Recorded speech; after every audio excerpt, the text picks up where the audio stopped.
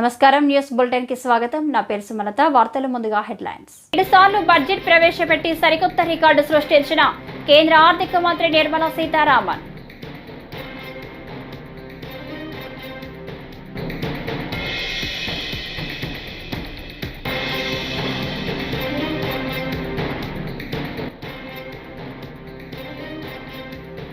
వృద్ధురాలి ఇంటికి వెళ్లి పెన్షన్ అందించిన సీఎం చంద్రబాబు.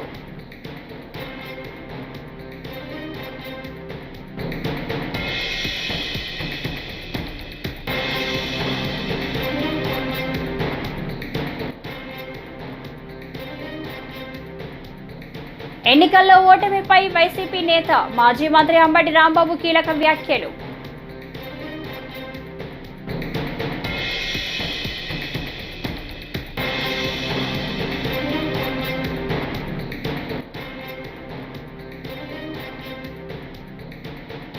$12 లక్షల వరకు ఆదాయ పన్ను మినహాయింపు నిర్ణయం హర్షణీయం. రామ్మోహన్. ఇక డీటెయిల్స్ చూస్తే, వరుసగా 7 సార్లు బడ్జెట్ ప్రవేశపెట్టి సరికొత్త రికార్డు సృష్టించిన కేంద్ర ఆర్థిక మంత్రి నిర్మలా సీతారామన్ ఈసారి 8వసారి బడ్జెట్ ప్రవేశపెట్టనున్నారు. ఉదయం 11 గంటలకు లోక్సభలో బడ్జెట్ ప్రవేశపెడతారు. అయితే ఆమె ధరించే చీరలపైన ప్రత్యేక ఆసక్తి ఉంటుంది. ఆమె బడ్జెట్ సమయాల్లో ప్రత్యేకంగా ఉండే చీరల్ని ధరిస్తూ వస్తున్నారు. ఎక్కువగా ఆమె చేనేత చీరల్ని ఇష్టపడుతుంటారు.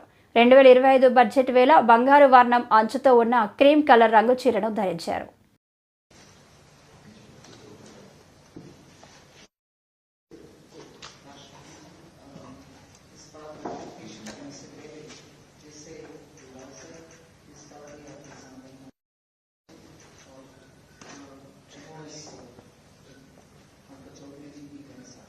Health and happiness.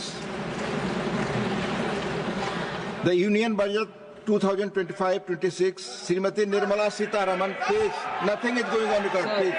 with your permission, sir, I rise to lay on the table a statement in English and Hindi of the estimated receipts and expenditure of the government for the year 2025-26. Fiscal Policy Statements 2025-26, Srimati Nirmala Sitharaman. Sir, with your permission, I rise to lay on the table a copy each of the following papers under Section 3(1) of the Fiscal Responsibility and Budget Management Act 2003, the Medium-Term Fiscal Policy Fiscal Policy Strategy Statement, Macroeconomic Framework Statement. Thank you. Honorable members, the House stands adjourned to meet at 11 a.m. on Monday, the 3rd February 2025. ఆంధ్రప్రదేశ్లో పెన్షన్ల పండుగ మొదలైంది. వృద్ధులు, వితంతువులకు ప్రభుత్వం 1వ తేదీనే పెన్షన్లు అందించింది. అన్నమయ్య జిల్లా రాయచోటిలో ముఖ్యమంత్రి చంద్రబాబు పర్యటించారు. ఓ వృద్ధురాలి ఇంటికి వెళ్లి స్వయంగా పెన్షన్ అందించారు. ఆమె సమస్యలు అడిగి తెలుసుకున్నారు. ఆమెకు ఇల్లు నిర్మించి ఇస్తామని హామీ ఇచ్చారు. అది అప్పట్లోనే 2000, 3000 చేసాం. అది 6000 చేశాను ఇలాంటి పిల్లలందరికీ. 3000 పెంచాము. ఇప్పుడు 6000 వస్తుంది. నువ్వేం చేస్తావు? చదువుకున్నావా? ఏం చదువుతున్నావు? ఇంటర్మీడియట్. ఎక్కడ? ఏ సబ్జెక్ట్ ఏంటి? ఏమా? సిఈసి చదువుతున్నావు. ఇప్పుడు సోలార్ పెట్టారు మీకు. మీ ఇల్లు సొంత ఇల్లు. సొంత ఇల్లే. ఇది పెట్టిన దానివల్ల మీకు ఇప్పుడు కరెంట్ ఛార్జీలు ఎంతప్పుడు కట్టేవాళ్ళు? మీరు ఎంత కట్టేవాళ్ళు? 280 వచ్చేది. ఇప్పుడు 280 నుంచి కరెంట్ ఛార్జీలు కట్టే పని లేదు. ఇంకా ఇది పెట్టాం కాబట్టి అంతవరకు ఒక పని అయింది. రెండోది కూడా కరెంట్ మిగిలితే మీరు ఆ కరెంట్ గ్రిడ్ తీసుకొని దానికి కూడా కొంత డబ్బులు ఇస్తారు. 130 యూనిట్స్ వాడుతున్నావు. ఇప్పుడు పెట్టిన దానివల్ల దగ్గర 250 యూనిట్లు మినిమం వస్తుంది. అంటే ఒక 120 యూనిట్లు సర్ప్లస్ వస్తుంది, నీకు మిగులుతుంది. అది గ్రిడ్ తీసుకుంటారు. దానికి ₹2 చొప్పున ఇస్తారు. 120 × 2 అంటే ₹240 నీకు వస్తుంది. నువ్వు ఇంత మునుపు ₹270 కట్టేవాడివి. ఇప్పుడు ₹240 నెలవారీగా నీకు కరెంటు బిల్లు ఆదా వస్తుంది. ఆ డబ్బులు నీకు ఇస్తారు. అది ఒకటి చేస్తారు. ఇస్తున్నాం, పెన్షన్ ఇస్తున్నాం. ఇంకేమన్నా నీకేమైనా సమస్యలు ఉన్నాయి? మీకు ఇంకేమన్నా అంటే మీ కుటుంబాన్ని ఆదుకోవడం. మనవరాలు ఉన్నాయి సార్. మనవరాలు 6 నెలలైంది పెళ్ళి 4 ఏళ్ళైంది. మగ 2 నెలలు 3 నెలలు చచ్చిపోయినారు సార్. చిన్న బిడ్డలో నేత బిడ్డలో ఆ అమ్మకు అన్ని ఇంట్లో ఉద్యోగం ఏదైనా చిన్న ఉద్యోగం చేసి బయట ఉన్నారు సార్. ఒక సైకిల్ కావాలంటే ఇప్పించేయండి, అది అరేంజ్ చేసేయండి. ఇంటి జాగా అమ్మ మీకు ఇంటి జాగా ఇస్తున్నారు, ఇల్లు కూడా కట్టిస్తారు. ఇంకొక 4,000 ఇస్తారు. ఇది నెలకు ఒక 4,000 వస్తుంది, అంటే 10,000 వస్తుంది అతనికి. జాగ్రత్త చూసుకో. ఇప్పుడు నీకు ఒక సైకిల్ కూడా ఏమన్నాం, బ్యాటరీది పెట్టి ఆ సైకిల్ కూడా ఇస్తారు. అది కూడా తీసుకొని ఆ పిల్లాడు ఎక్కడ పోవాలన్నా ఆ సైకిల్ తొక్క చేసుకొని వెళ్తారు. అది కూడా చేయమని ఆ పాప కూడా చేయమంటున్నాను, చేపిస్తాను. ఎంతమంది పిల్లలమ్మా నీకు?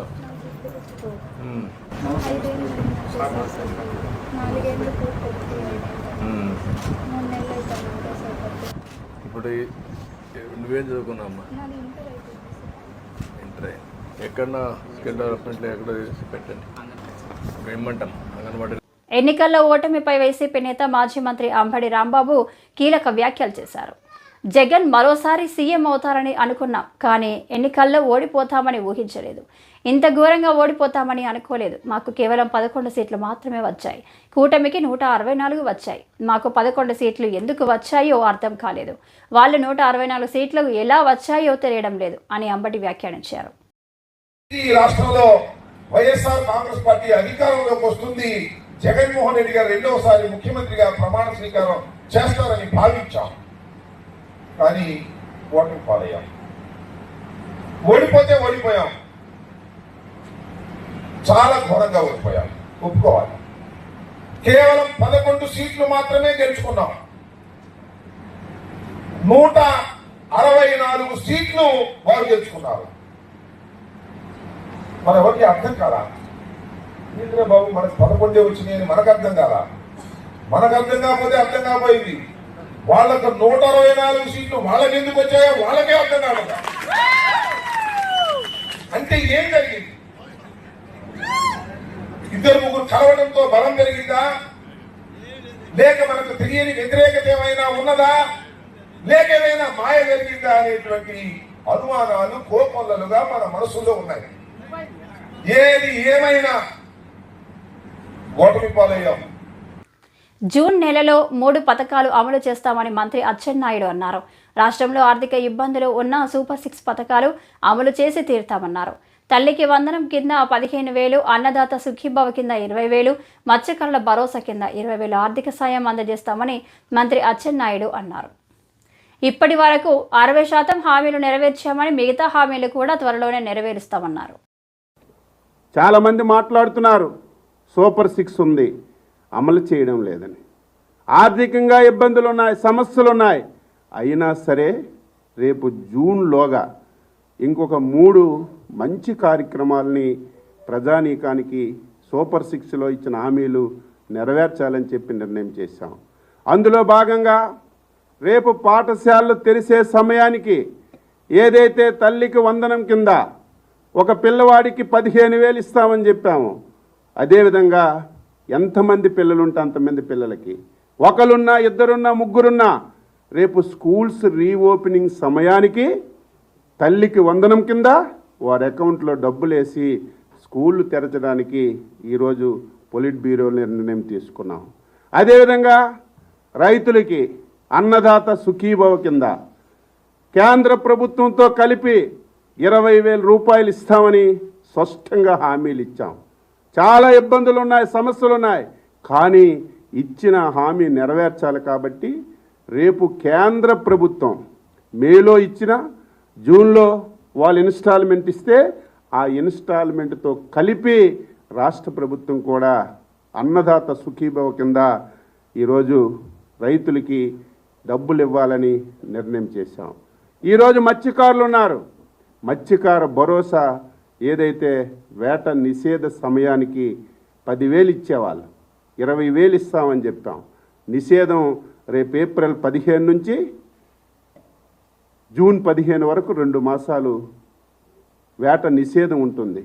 ఆ ఏప్రిల్ 15 ముందే ఇస్తామన్నటువంటి 20,000 మత్స్యకారుల కిందకి భరోసా కింద ఇవ్వాలని చెప్పి నిర్ణయం చేశామని చెప్పి తెలియజేస్తున్నాను. కేంద్ర బడ్జెట్లో 12 లక్షల వరకు ఆదాయ పన్ను మినహాయింపు ఇవ్వడం చారిత్రాత్మకమని కేంద్ర మంత్రి రామ్మోహన్ నాయుడు అన్నారు. ఈ తరహా నిర్ణయం గతంలో ఎప్పుడూ తీసుకోలేదని చెప్పారు. దీంతో మధ్యతరగతికి మరింత ప్రయోజనం కలుగుతుందన్నారు. ఈ నిర్ణయం పార్టీలకు అతీతంగా ప్రతి ఒక్కరూ హర్షించాల్సిన విషయం అన్నారు. బడ్జెట్పై ఏపీకి చెందిన కూటమి ఎంపీలు నిర్వహించిన మీడియా సమావేశంలో రామ్మోహన్ నాయుడు మాట్లాడారు. ఆర్థిక మంత్రి నిర్మలా సీతారామన్ గారు ఈరోజు ప్రవేశపెట్టినటువంటి కేంద్ర బడ్జెట్కి ఆంధ్రప్రదేశ్ రాష్ట్ర ప్రజల తరపున, దేశ ప్రజల తరపున ప్రత్యేకమైనటువంటి ధన్యవాదాలు తెలియజేసుకుంటున్నాం. ఆవిడ తాలూకా స్పీచ్ ప్రారంభోత్సవంలోనే మన తెలుగు కవి గురజాడ అప్పారావు గారిని గుర్తు చేసుకుంటూ దేశమంటే మట్టి కాదు, దేశమంటే మనుషులో అన్నటువంటి మాటతో కేంద్ర బడ్జెట్ని కూడా ప్రారంభించడం తెలుగు వారందరికీ కూడా ఎంతో గర్వకారణం అని కూడా ఈ సందర్భంగా తెలియజేసుకుంటున్నాను. ఆంధ్రప్రదేశ్ రాష్ట్రానికి సంబంధించి మన ముఖ్యమంత్రి వర్యులు చంద్రబాబు నాయుడు గారి తాలూకా ప్రభావం కూడా ఈ బడ్జెట్ మీద ఉందని స్పష్టంగా మనం అందరం తెలియజేసుకోవచ్చు. గత 7 నెలలుగా కేంద్ర ప్రభుత్వంతో సంప్రదింపులు చేసి రాష్ట్రానికి ఉన్నటువంటి సమస్యలన్నీ కూడా తెలియజేసి ఎన్డీఏ ప్రభుత్వం రాష్ట్రంలో కేంద్రంలో ఒక డబుల్ ఇంజిన్ సర్కార్ మోడ్లో ముందుకు నడిస్తే దాని ఫలితాలు ఏ రకంగా ఉంటాయనేది అనేక సందర్భాల్లో 7 నెలల్లో చూపించడం జరిగింది. దానికి ఇంకా ముందుకు నడిపిస్తూ మిగిలినటువంటివి కూడా రాష్ట్రానికి సంబంధించినటువంటి సమస్యలు ఏవైతే ఉన్నాయో దానికి ఒక పరిష్కారం ఈ కేంద్ర బడ్జెట్ ద్వారా ఇచ్చే విధంగా కొన్ని కార్యక్రమాలు కూడా పెట్టడం చాలా ఆనందదాయకమని కూడా ఈ సందర్భంగా తెలియజేస్తున్నాను. ముఖ్యంగా జల్ జీవన్ మిషన్ లాంటిది దేశంలో ప్రతి ఇంటికి కూడా కుళాయి ఇవ్వాలనేది ప్రధానమంత్రి నరేంద్ర మోదీ గారి తాలూకా కళ. ఆ కళ మాత్రం గత 5 సంవత్సరాలుగా మన ఆంధ్రప్రదేశ్ రాష్ట్రంలో ఏ ఒక్క ఇంటికి కూడా జరగనివ్వకుండా అప్పుడు ముఖ్యమంత్రిగా ఉన్న జగన్మోహన్ రెడ్డి గారు చేశారు. కార్యక్రమాల్లో ఎంత అవకతవకలు జరిగాయనంటే 5 సంవత్సరాల్లో కేంద్ర ప్రభుత్వం నుంచి సుమారు 15,000 కోట్ల రూపాయలు రాష్ట్రానికి పంపిస్తే ఎక్కడ కూడా ఒక్క వాటర్ స్కీమ్ ఒక పంచాయతీ లెవెల్లో కానీ మండల్ లెవెల్లో జిల్లా లెవెల్లో ఎక్కడా కూడా పూర్తి శాతం చేసినటువంటి పరిస్థితి ఎక్కడా కూడా కనబడలేదు. మళ్ళీ తిరిగి మన ప్రభుత్వం వచ్చిన తర్వాత మళ్ళీ దాన్ని తాలూకా లెక్క వేస్తే ఈరోజు సుమారు దానికి డబుల్ ఇంకా వర్క్ మిగిలినటువంటి విధంగా ఈరోజు దాని తాలూకా ఎస్టిమేట్స్ అన్నీ కూడా ఉన్నాయి. బడ్జెట్లో కూడా స్పష్టంగా చెప్పడం జరిగింది 2028 వరకు ఈ యొక్క జల్ జీవన్ మిషన్ను కూడా ఎక్స్టెండ్ చేస్తామని, దాని తాలూకా బెనిఫిట్ మన ఆంధ్రప్రదేశ్ రాష్ట్రానికే దక్కబోతుందని తెలియజేస్తున్నాను. మ్యానుఫ్యాక్చరింగ్ సెక్టర్కి, ఎంఎస్ఎంఈస్కి ఏదైతే మనం గట్టిగా పుష్ ఇస్తున్నామో దానికి ఈరోజు కేంద్ర ప్రభుత్వం కూడా బడ్జెట్ ద్వారా అనేకమైనటువంటి కార్యక్రమాలు మ్యానుఫ్యాక్చరింగ్ సెక్టర్ని ఇంకా ప్రోత్సహిస్తూ కార్యక్రమాలు పెట్టడం జరిగింది. దాని తాలూకా బెనిఫిట్ కూడా మన ఆంధ్రప్రదేశ్ రాష్ట్రానికే రాబోతుంది. అందులో ముఖ్యంగా చంద్రబాబు నాయుడు గారి తాలూకా కళ ప్రతి ఇంటికి కూడా ఒక ఆంట్రప్రెన్యూర్ని తయారు చేయాలని. ఆంట్రప్రెన్యూర్ని తయారు చేయాలనంటే స్టార్టప్కైనా ఆంట్రప్రెన్యూర్షిప్కైనా వాళ్ళు చేసేటటువంటి సెల్ఫ్ సఫిషియెంట్కి ఏదైనా ఒక కార్యక్రమం చేసినా దానికి నిధి ఉండాలి. అటువంటి నిధి ఈరోజు కేంద్ర ప్రభుత్వం ఏర్పాటు చేసింది. దాన్ని ఖచ్చితంగా ఆంధ్రప్రదేశ్ రాష్ట్రం పెద్ద ఎత్తున వినియోగించుకోబోతుందని కూడా ఈ సందర్భంగా తెలియజేసుకుంటున్నాం.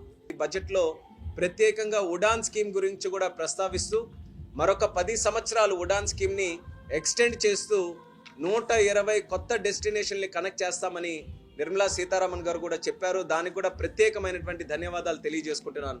120 కొత్త డెస్టినేషన్లు కనెక్ట్ చేయడం, ఈ వచ్చే 10 సంవత్సరాల్లో సుమారు 4 కోట్ల మందికి ఈ ఉడాన్ స్కీమ్ ద్వారా యాత్ర చేయ. కేంద్ర మంత్రి నిర్మలా సీతారామన్ ప్రవేశపెట్టిన బడ్జెట్ 2025-26లో తెలంగాణకు మరోసారి మొండి చేయి చూపించారని బారాస ఎమ్మెల్యే హరీష్ రావు మండిపడ్డారు. సిద్దిపేటలోని రంగదంపల్లిలో అంబేద్కర్ విగ్రహాన్ని ఆవిష్కరించిన అనంతరం హరీష్ రావు మాట్లాడారు. ఇది కేంద్ర బడ్జెట్ కాదు, బీహార్ బడ్జెట్ అని వ్యాఖ్యానించారు. గత ఏడాది ఏపీకి, ఇప్పుడు బీహార్కు బడ్జెట్లో పెద్దపీట వేసిన కేంద్ర ప్రభుత్వం తెలంగాణను మాత్రం కడుకరించట్లేదన్నారు. భారత రాజ్యాంగాన్ని మరి తుంగలో నొక్కే విధంగా నిర్మలా సీతారామన్ గారి బడ్జెట్ కనబడతా ఉంది. రాజ్యాంగం ఈ దేశంలోని అందరి పౌరులకు, అన్ని రాష్ట్రాలకు, అన్ని వర్గాలకు సమాన హక్కులు కల్పించింది. కానీ నిర్మలా సీతారామన్ గారు బడ్జెట్ చూస్తా ఉంటే అది అన్ని రాష్ట్రాలకు కాదు, కొన్ని రాష్ట్రాలకే పరిమితం అన్నట్టుగా ఉన్నారు. ఆమె తన ప్రసంగాన్ని ప్రారంభిస్తూ దేశం అంటే మట్టి కాదోయ్, దేశం అంటే మనుషులోయ్ అని నిర్మలా సీతారామన్ గారు బడ్జెట్ లో ప్రసంగాన్ని ప్రారంభించారు. మరి వారు ఇంకో విషయం మర్చిపోయారు. దేశం అంటే కొన్ని రాష్ట్రాలు కాదు, దేశం అంటే 28 రాష్ట్రాలు అనేటువంటి విషయాన్ని నిర్మలా సీతారామన్ గారు మర్చిపోయినట్టు అనిపించింది. పోయిన సంవత్సరం 2024లో బడ్జెట్ ప్రవేశపెడితే ఆంధ్రప్రదేశ్ కు వరాల జల్లులు కురిపించారు. అమరావతికి ఇచ్చారు, పోలవరంకి ఇచ్చారు.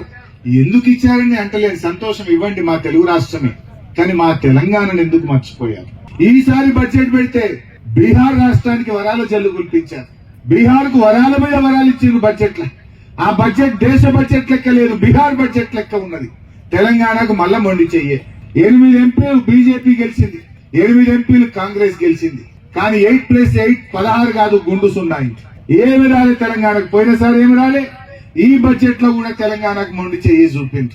ఇది నిజంగా బాధ కలుగుతా ఉంది. అంబేద్కర్ గారి విగ్రహాన్ని ఆవిష్కరించుకొని అంబేద్కర్ గారు స్ఫూర్తిగా మాట్లాడుకుంటున్న టైంలో ఆ రాజ్యాంగ స్ఫూర్తి పోయింది. రాజ్యాంగాన్ని తుంగలో దొక్కిండ్రు. రాజ్యాంగ విలువలు లేకుండా పోయినాయి. ఈ దేశానికి 5.1% జీడిపిని ఇస్తున్నది తెలంగాణ. నిజానికి దేశాన్ని సాగుతున్న కొద్ది రాష్ట్రాల్లో తెలంగాణ ఒకటి. దేశ బడ్జెట్ ను సమకూర్చడంలో 5.1% ఇచ్చింది తెలంగాణ. కానీ తెలంగాణకు వచ్చింది మాత్రం ఏం లేదు. పొద్దు నుంచి చూస్తా ఉన్న బడ్జెట్ ఏమన్నా వస్తుందా తెలంగాణకు? ఏమన్నా ఈసారి మంచిగా వస్తుందా? మన కొత్తపల్లి మనోహరాబాద్ రైలు సిద్దిపేట దాకా తెచ్చింది, కానీ అది ఆయన కరీంనగర్ దాకా ముట్టాలి. ఏమన్నా ఉన్నదా ఈ రాష్ట్రానికి అని చూస్తే అంతా బీహార్ తప్ప ఏం కనబడతలేదు. మన ముఖ్యమంత్రి కూడా పొద్దుగాలేస్తే ఢిల్లీ పోతాడు. ఇప్పుడు 30 సార్లు పోయినట్టున్నాడు. 30 సార్లు ఢిల్లీకి పోయింది, కానీ ఢిల్లీకి వెళ్ళి 30 రూపాయలు తెచ్చింది అయితే లేదు.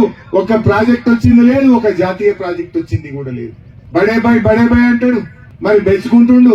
కానీ ఆ బడే బాయ్ మాత్రం ఈ చోటే బాయ్కి ఏమి ఇస్తలేనట్టున్నాడు. మరి ఇలా బంధం ఏందో ఈ రాష్ట్రానికి మాత్రం ఏం జరుగుతున్నట్లయితే కనబడతలేదు. ఉత్తరప్రదేశ్లోని ప్రయాగ్రాజ్లో జరుగుతున్న మహాకుంభమేళాలో 77 దేశాలకు చెందిన 118 మంది రాయబారులు దౌత్యవేత్తల బృందం సందడి చేసింది. వారిలో వివిధ దేశాల రాయబార కార్యాలయాల చీఫ్లు, వారి సతీమణులు, దౌత్యవేత్తలు ఉన్నారు. వారంతా త్రివేణి సంగమంలో పుణ్యస్నానాలు ఆచరించారు. అనంతరం ఒక్కచోట చేరి ఫోటోలకు పోజులు ఇచ్చారు. అందుకు సంబంధించిన దృశ్యాలను పై వీడియోలో చూడవచ్చు.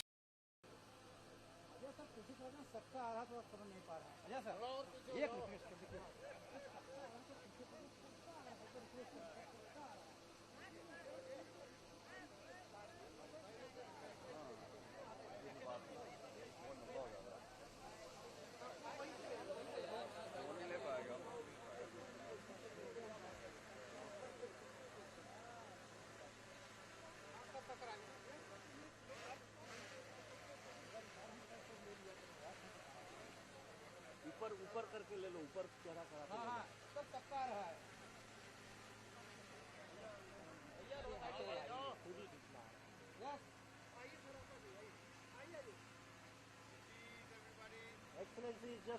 మాజీ మంత్రి పెద్దిరెడ్డి రామచంద్రారెడ్డి స్వాధీనంలో ఉన్న అటవీ భూములపైన సమగ్ర విచారణ చేపట్టాలని పూతలపట్టు ఎమ్మెల్యే మురళీమోహన్ గురువారం డిమాండ్ చేశారు. పెద్దిరెడ్డి మంత్రిగా ఉన్నప్పుడు అటవీ భూములను వ్యక్తిగత స్వాధీనం చేసుకోవడం ఎంతవరకు సమంజసమని సూటిగా ప్రశ్నించారు. జిల్లా యంత్రాంగం దీనిపై నివేదికను రాష్ట్ర అటవీ శాఖకు సమర్పించిందని అన్నారు. తప్పు చేస్తే ఎంతటి వారైనా ఉపేక్షించేది లేదన్నారు. అబద్ధాలు అని మాట్లాడుతున్నారు. పోనీ మీరు నిజాలు చెప్పేవాళ్ళే కదా. కాణిపాకం ఆలయానికి వచ్చి నేను ఏ భూమి ఆక్రమించలేదని ప్రమాణం చేయగలరా? నేను ఎవరు భూమి లాక్కోలేదని ప్రమాణం చేయగలరా? ప్రభుత్వ భూములని నేను ఎక్కడా కూడా అన్యాక్రాంతం చేసుకోలేదని ప్రమాణం చేయగలరా? వస్తానంటే చెప్పండి, మేమంతా రెడీగా ఉండి మీకు ఏర్పాట్లు చేస్తాం. అబద్ధాలు చెప్పేది మీరు. చిలక పలికినంత మాత్రాన అది నిజం కాదు. నిజమనేది రేపు కమిటీ తెలుస్తుంది. ప్రభుత్వం అయిపోతున్నటువంటి విచారణ కమిటీ ముందు హాజరవడానికి సిద్ధంగా ఉండండి. తప్పు చేయకపోతే మరో మార్గాన్ని ఎంచుకోకుండా ధైర్యంగా విచారణకు హాజరుకండి, అప్పుడు చూసుకుందాం. అంతేగాని మళ్ళీ ప్రజలు రెచ్చగొట్టి, ఇప్పటికే నువ్వు రెచ్చగొట్టిన కారణంగా కొన్ని వందల మంది మీద కేసులు పెట్టి జైలులో మగ్గిపోయారు. ఆ కుటుంబాలు అఘోరిస్తున్నాయి. ఆ కేసుల ఫలితం నెలల తరబడి ఊరు లేకుండా భార్య బిడ్డలను చూసుకోలేక అవసరం పడి ఇబ్బందులు పడ్డారు. మళ్ళీ నీ భూమి కోసం, నీ కుటుంబ లబ్ధి కోసం, నీ అవసరాల కోసం మళ్ళీ జనాల మధ్య చిచ్చు పెట్టద్దు. జనాన్ని రెచ్చగొట్టి పార్టీల పేరుతో చిచ్చు పెట్టద్దు. నీ భూమి నువ్వు నిజమైతే విచారణకు హాజరవు. విచారణకు హాజరై నీ నిజాయితీ నిరూపించుకో. ప్రజలు రెచ్చగొట్టే పని చేయొద్దు.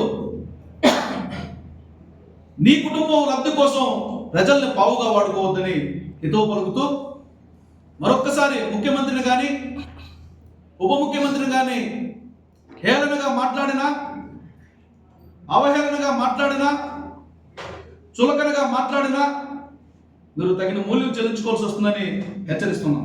కేంద్ర ప్రభుత్వం ప్రవేశపెట్టిన బడ్జెట్ ప్రజారంజక బడ్జెట్ అని అనపర్తి భాజపా ఎమ్మెల్యే నల్లమిల్లి రామకృష్ణారెడ్డి అన్నారు. అనపర్తిలో శనివారం ఎమ్మెల్యే రామకృష్ణారెడ్డి మీడియాతో మాట్లాడారు. బడ్జెట్ రైతులకు అత్యంత ప్రయోజనం చేకూర్చే విధంగా ఉందన్నారు. దేశంలో 10 ఏళ్లుగా చేపడుతున్న సంస్కరణల ఫలితం నేడు కనిపిస్తుందన్నారు. సామాన్యులకు ఇన్కమ్ ట్యాక్స్ పై అనేక రాయితీలు కల్పించారన్నారు. అందరికీ నమస్కారం. ఈరోజు ఏదైతే కేంద్ర ప్రభుత్వం ప్రవేశపెట్టిన బడ్జెట్ ప్రజారంజకమైన బడ్జెట్, ముఖ్యంగా రైతులకి అత్యంత ప్రయోజనం చేకూర్చే బడ్జెట్ ఇది. అదేవిధంగా దేశంలో ఏదైతే గత 10 సంవత్సరాలుగా అమలు చేస్తున్న సంస్కరణల ఫలితం ఈరోజు పెద్ద ఎత్తున కనిపించడం జరుగుతూ ఉంది.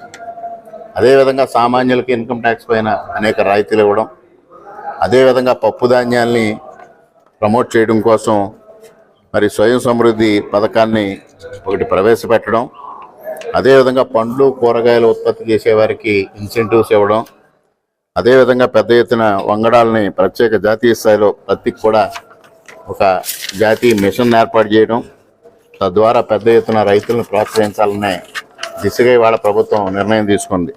అదేవిధంగా కిసాన్ క్రెడిట్ కార్డుల పరిమితిని 3 లక్షల నుంచి 5 లక్షలకు పెంచడం ద్వారా 7.7 కోట్ల మంది రైతులకి ప్రయోజనం చేకూర్చే విధంగా ఇవాళ ప్రభుత్వం నిర్ణయం తీసుకోవడం జరిగింది.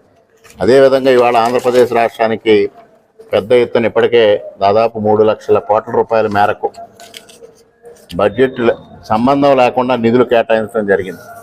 దాన్ని బడ్జెట్లో రెగ్యులరైజ్ చేయడం కూడా జరిగింది. దానికి సంబంధించి ఇవాళ ఏదైతే గత 7 మాసాలుగా కేంద్ర ప్రభుత్వం ఆంధ్రప్రదేశ్ రాష్ట్రానికి ప్రయోజనాలు చేకూరుస్తూ ఉందో దాన్ని ఇవాళ బడ్జెట్లో పొందుపరచడం ద్వారా దానికి ఒక స్వయం ప్రతిపత్తి కల్పించడం, ఆంధ్రప్రదేశ్ రాష్ట్రానికి ప్రయోజనం చేకూర్చే దిశగా నిర్ణయాలు తీసుకోవడం ఇవన్నీ కూడా జరిగింది. అదేవిధంగా విద్యుత్ ఉత్పాదనకు సంబంధించి కానీ ఇతర రంగాలకు సంబంధించి కానీ పెద్ద ఎత్తున సంస్కరణలు తీసుకుంటున్న ద్వారా ఒక ప్రజారంజకమైన బడ్జెట్ని వాళ్ళ నిర్మలా సీతారామన్ గారు పార్లమెంట్లో ప్రవేశపెట్టడం జరిగింది. వారికి ప్రధానమంత్రి గారికి హృదయపూర్వకంగా ఆంధ్రప్రదేశ్ రాష్ట్రం నుంచి కృతజ్ఞతలు తెలియజేసుకుంటూ ఉన్నాం. ఢిల్లీ, బీహార్ రాష్ట్రాల ఎన్నికల నేపథ్యంలో కేంద్ర ఆర్థిక శాఖ మంత్రి నిర్మలా సీతారామన్ బడ్జెట్ను ప్రవేశపెట్టారని సిపిఐ రాష్ట్ర కార్యవర్గ సభ్యులు తాటిపాక మాధవ్ విమర్శించారు. శనివారం రాజమండ్రిలో ఆయన మాట్లాడుతూ ఉపాధి హామీ చట్టానికి నిధులు సరిగ్గా కేటాయించలేదన్నారు. ఏపీకి మొండి చెయ్యి చూపించారని, రాజధానికి నిధులు, ప్రత్యేక హోదా ఇవ్వలేదన్నారు. వస్తు సేవల పన్ను, పెట్రోల్, డీజిల్ రేట్లు తగ్గించలేదన్నారు. కేంద్ర ఆర్థిక శాఖ మంత్రి నిర్మలా సీతారామన్ ప్రవేశపెట్టిన బడ్జెట్ ఇది పూర్తిగా ఢిల్లీ, బీహార్ ఎన్నికల బడ్జెట్. ఈ బడ్జెట్ను చూసి ముఖ్యమంత్రి చంద్రబాబు నాయుడు గారు పవన్ కళ్యాణ్ సిగ్గుపడారు. ఎందుకంటే ఈరోజు దేశంలో నరేంద్ర మోడీ ప్రధానమంత్రిగా ఉన్నారంటే దానికి ఇద్దరు కారణం. ఒకరు చంద్రబాబు నాయుడు, ఒకరు నితీష్ కుమార్. నితీష్ కుమార్కి మేలు జరిగింది. ఎందుకంటే విమానాశ్రయానికి మెరుగులు కానీ, గ్రీన్ ఫీల్డ్ ఎయిర్పోర్ట్ కానీ, ఇంకా అనేక విషయాలు వాళ్ళు ఇచ్చారు. బీహార్ చాలా ప్రకటించారు. కానీ ఈ రాష్ట్రానికి ఏం ప్రకటించారు? వేతన జీవులకి, మధ్యతరగతి వాళ్ళకి ఇన్కమ్ ట్యాక్స్ తగ్గించి ఏదో మేలు చేశారని చెప్తున్నారు పెంచి. కానీ వస్తు వినియోగంలో పెట్రోల్, డీజిల్ ధరలు ఈరోజు ఏం తగ్గించారు? ఆ ట్యాక్స్ అలాగే ఉంచారు కదా.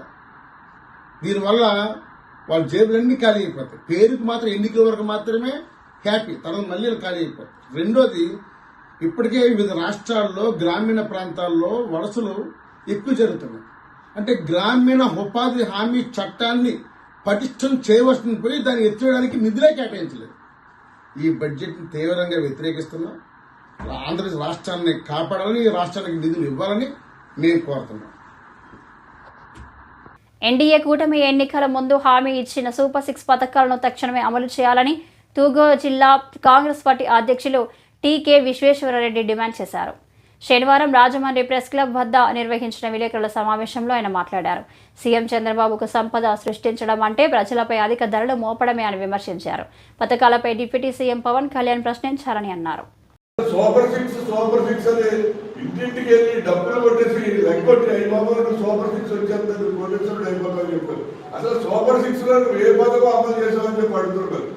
ఒక సిలిండర్ ఇచ్చాడు, అది కూడా సెంట్రల్ గవర్నమెంట్ ఇచ్చింది. అంతే తప్ప 3 సిలిండర్లు వదిలితే ఒక సిలిండర్ ఇచ్చాడు, అది సెంట్రల్ గవర్నమెంట్ ఇస్తే ప్రజలు ఇచ్చాడు. మిగతా ఏమి పని చేయలేదు. ఫీజు మెంబర్స్ మన